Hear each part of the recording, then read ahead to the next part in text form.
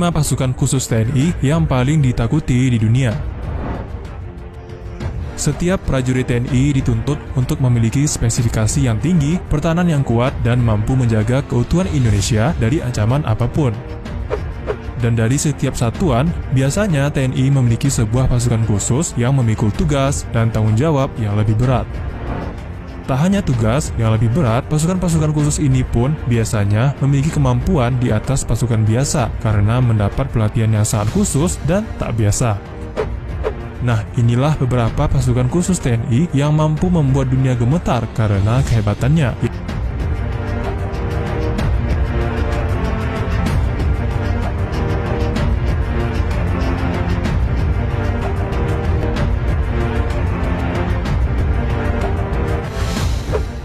Lima, Sat Bravo 90.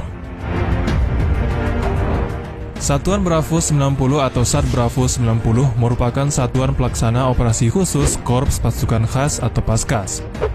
Sebelumnya, Satuan Bravo 90 ini memiliki nama Detasmen Bravo 90 atau Den Bravo 90, namun kini dirubah menjadi Sat Bravo 90.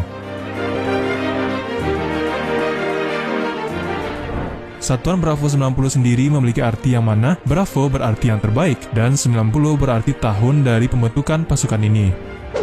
Pemilihan anggota dari pasukan ini juga tidak sembarangan. Para anggota yang tergabung dalam pasukan ini merupakan anggota-anggota pilihan dari lingkungan Korps Pasukan Khas TNI Angkatan Udara.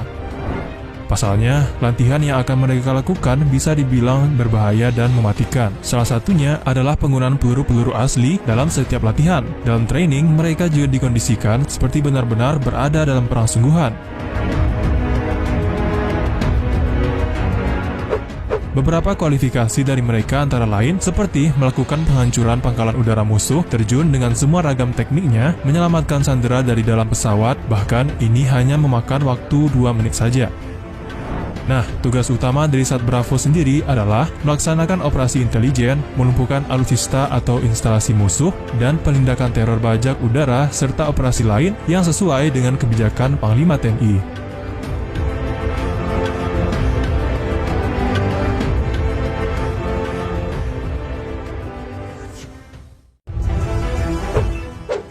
Yontai VIP.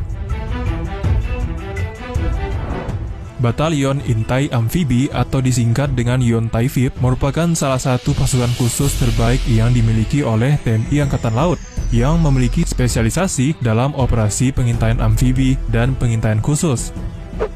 Yontai VIP sendiri berdiri pada tanggal 13 Maret tahun 1961 yang telah mengalami beberapa perombakan nama. Pasukan elit kebanggaan dari TNI Angkatan Laut ini memiliki ciri khusus yang membedakannya dengan pasukan lain, yang mana untuk menjadi anggota Yontai VIP harus menjalani latihan yang super ketat baik di darat, laut, dan udara. Mereka harus memenuhi persyaratan mental, fisik, kesehatan, dan memiliki jam terbang tinggi untuk mengetahui kemampuan bertarung dan bertahan hidup dalam kondisi apapun.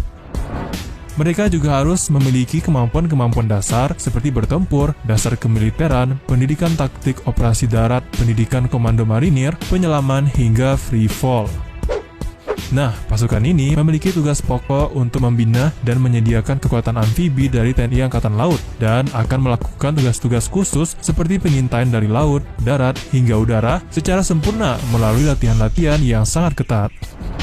Selain itu, dari satuan ini nantinya akan direkrut lagi prajurit terbaik untuk masuk ke dalam Detasmen Jala Mengkara atau Denjaka, yaitu pasukan elitnya TNI Angkatan Laut.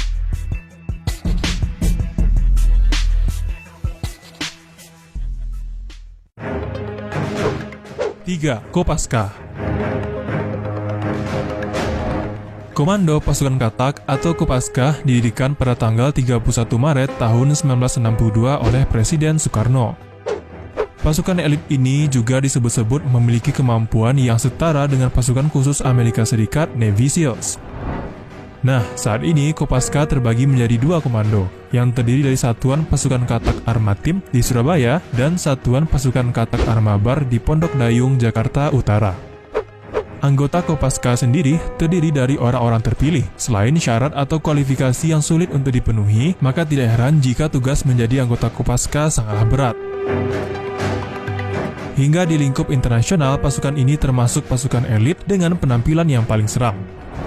Secara umum, tugas dari Kopaska adalah untuk menjaga kedaulatan wilayah laut Indonesia, seperti demolisi bawah air, menyerbu kapal dan pangkalan musuh, penyiapan perebutan pantai, dan operasi pendaratan kekuatan amfibi.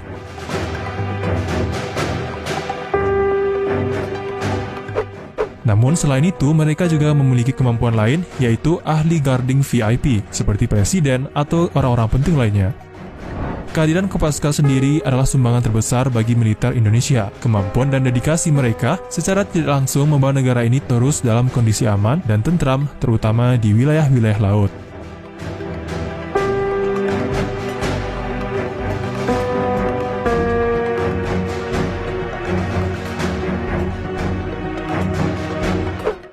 Dua, Denjaka. Detasmen Jala Bengkara atau Denjaka adalah pasukan elit TNI Angkatan Laut yang mempunyai kehebatan yang luar biasa. Bahkan satu prajuritnya disebut-sebut setara dengan 120 anggota TNI biasa. Denjaka sendiri berdiri pada tanggal 12 November tahun 1984, yang mana para pasukannya berasal dari anggota terbaik yang pernah bertugas di Satuan Pasukan Khusus TNI Angkatan Laut, yaitu Komando Pasukan Katak atau Kopaska dan Intai Amfibi Marinir atau Yontaifib.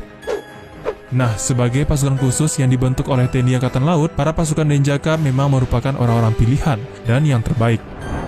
Pasukan ini memiliki ketahanan fisik yang luar biasa dan wajib memiliki IQ yang tinggi. Pasalnya, pasukan Denjaka akan sering bertugas dalam penyusupan di daerah operasi, maka mereka harus dibekali kemampuan intelijensi yang tinggi agar bisa mengatasi masalah dengan cepat, baik secara individu maupun secara kelompok. Selain itu, pasukan ini juga memiliki tugas utama dalam membina anti-teror dan anti-sabotase di laut dan di daerah pantai. Oleh sebab itu, setiap anggota Denjaka dituntut harus memiliki kecepatan, kerahasiaan, dan memiliki keterampilan mendekati sasaran melalui laut, bawah laut, bahkan dari udara.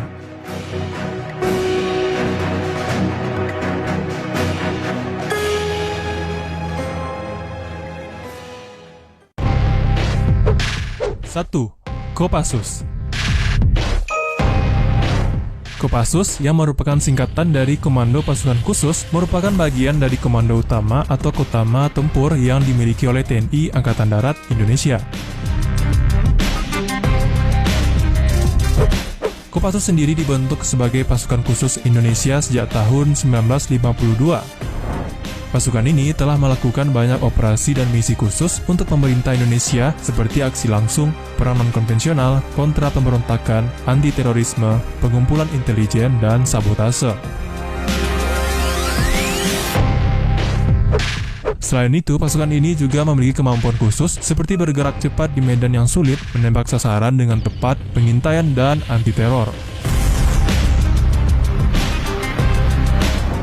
Nah, dalam perjalanan sejarahnya, Kopassus mampu menangani tugas-tugas yang sangat berat, seperti operasi penumpasan DITII, G30 SPKI, operasi pembebasan sandera di Bandara Don Muang, Thailand, operasi Trikora, dan masih banyak lagi.